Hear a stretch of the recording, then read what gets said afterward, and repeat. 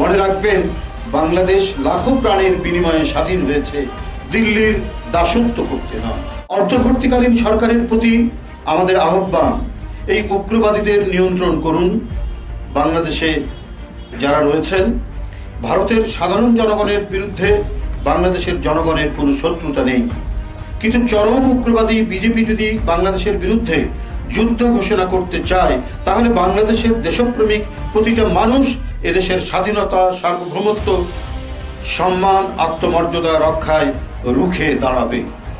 দুর্জয় এ বাংলাদেশ কখনোই মাথা নোয়াবে না। কলকাতার উপ হাই কমিশন, আগরতলা সহকারী হাই কমিশনে হামলা, মুম্বাইয়ে বাংলাদেশের ডেপুটি হাই কমিশনের সামনে হাঙ্গামা এবং ধারাবাহিক চরম উস্কানিমূলক বক্তব্য ও সীমাহীন অপপ্রচারের বিরুদ্ধে উত্তাল হয়ে উঠেছে বাংলাদেশ।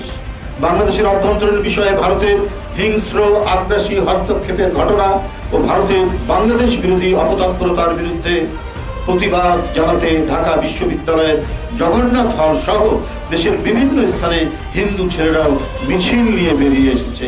তারাও প্রতিবাদ করছে, বিক্ষোভ করছে। আমরা ভারতের উগ্রবাদী হিন্দুদের বলবো, আপনাদের বন্ধুত্ব তো শেখ হাসিনার সাথে।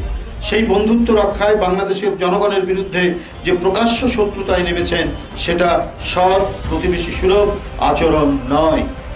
হাজার হাজার মানুষ হত্যা করে আপনাদের বন্ধু হাসিনা আপনাদের কাছে আশ্রয় পেয়েছে, তাকে নিয়ে সন্তুষ্ট থাকুন।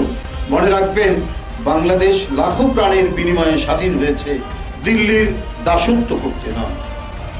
যে সেবাদাসী হতে চেয়েছিলেন, সেই দাসী এখন আপনাদের পদতলে।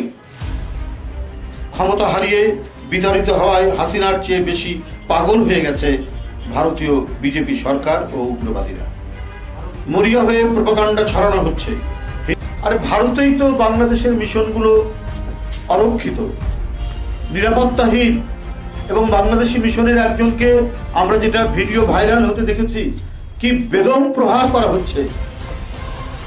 তারপরে মমতা ব্যানার্জি বলবেন বাংলাদেশে শান্তিরক্ষী বাহিনী দরকার না ভারতে শান্তিরক্ষী বাহিনী দরকার।